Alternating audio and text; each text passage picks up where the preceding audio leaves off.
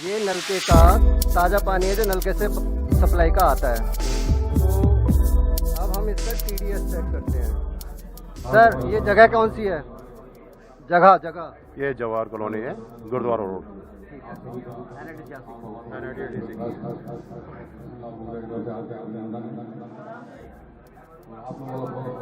ग्यारह 1130।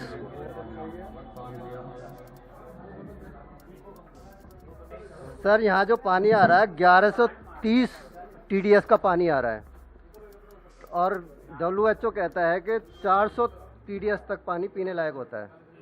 तो आप लोग किस तरह से जी रहे हैं इस पानी के साथ? मैं बताता हूँ, यहाँ जो पानी हमारे यहाँ जवाहर कॉलोनी वार्ड नंबर 11 में, 5 में, 6 में, 7 में, 8 में, 9 में जितना भी पानी मिलता है, ये डायरेक्ट लाइन का पानी जो है यहाँ के लोग बिल्कुल नहीं पीते। ये सिर्फ इस्तेमाल होता है नहाने के लिए, कपड़े धोने के लिए।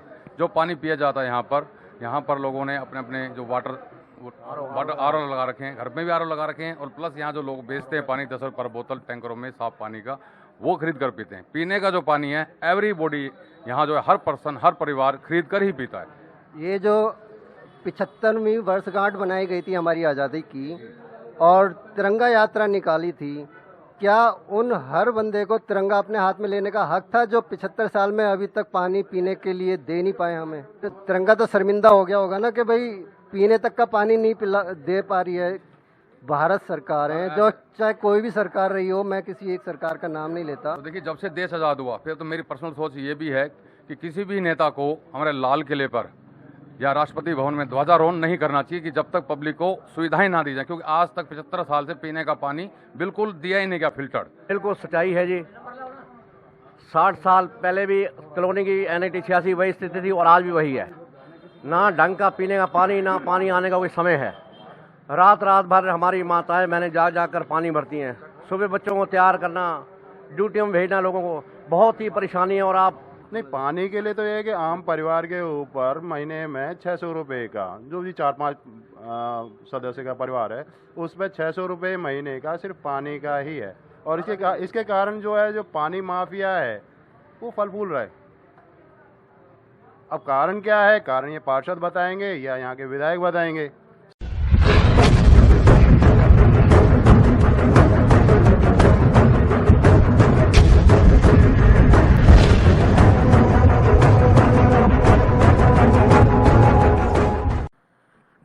सर जैसा कि पता ही है सबको, 24 तारीख को प्रधानमंत्री जी एक हॉस्पिटल के उद्घाटन के लिए आ रहे हैं।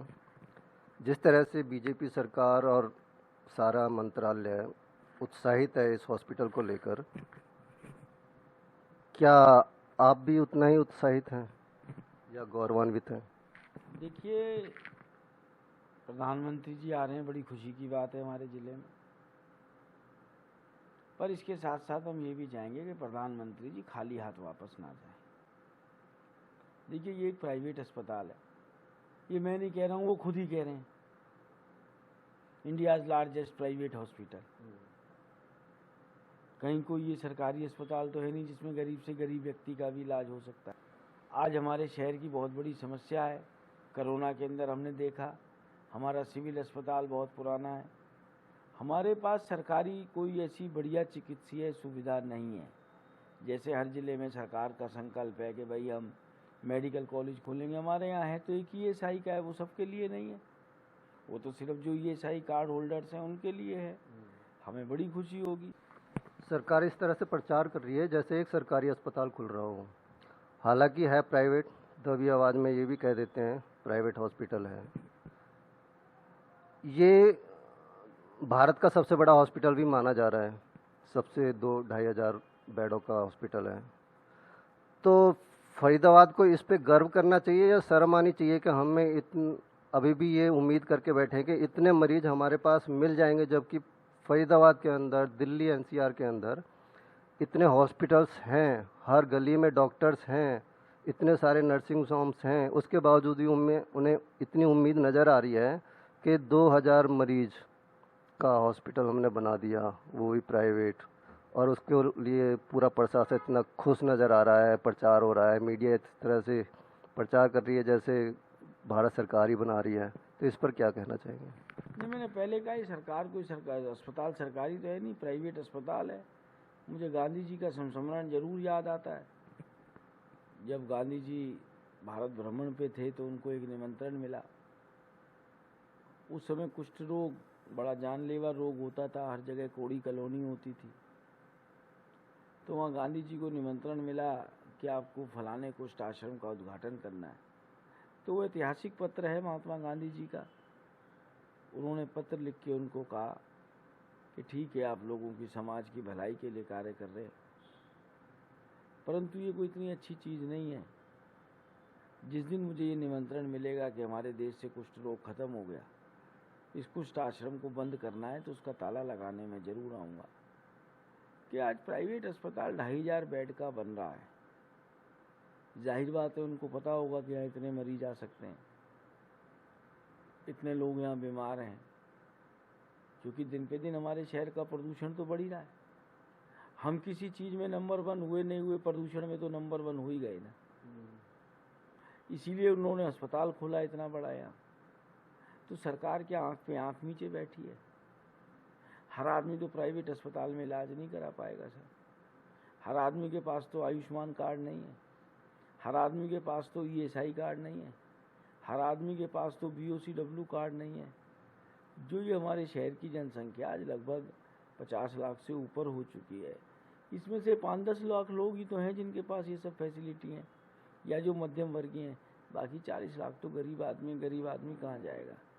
सरकार को चाहिए कि ये 2400 बेडों का अस्पताल खोल रहे हैं, तो सरकार कम से कम 250 बेड का सरकारी अस्पताल जल्द से जल्द खोले। बिल्कुल सर। और ये जो अस्पताल खुल रहा है, और आज हम इसी बात पर चर्चा कर रहे हैं कि सरकारें अस्पताल, चाहे अरविंद केजरीवाल हो चाहे कोई और सरकार हो, वो भी कहते हैं कि जी हमने इतने अच्छा अस्पताल बना दिए, हमने उतने अच्छा अस्पताल बनवा दिए, हमने मोहल्ला क्लिनिक खुलवा दिए। फरीदाबाद में तो मोहल्ला क्लिनिक जैसी कोई सुविधा है भी नहीं। लेकिन इतने सारे डॉक्टर्स होने के बावजूद भी मरीजों की संख्या क्यों बढ़ती जा रही है? सर वो पानी दीजिएगा, वो जो मैंने मंगाया था आपसे। हम सर के यहाँ आए हैं, तो सर के यहाँ से जो डायरेक्ट पानी आता है, हम उसका TDS चेक करने जा रहे हैं। 662 कैमरे में लेना।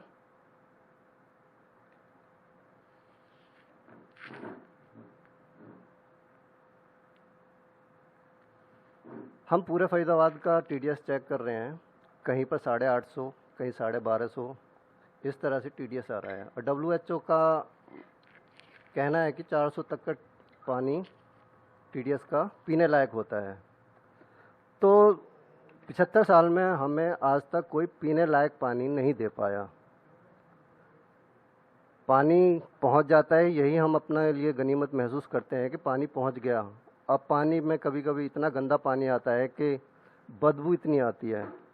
तो सर नीरज जी से हम कहेंगे कि इस पर कुछ थोड़ा सा कहें कि ये किस तरह से रुक सकता है कि एक आदमी पीने लायक पानी भी नहीं पा रहा है।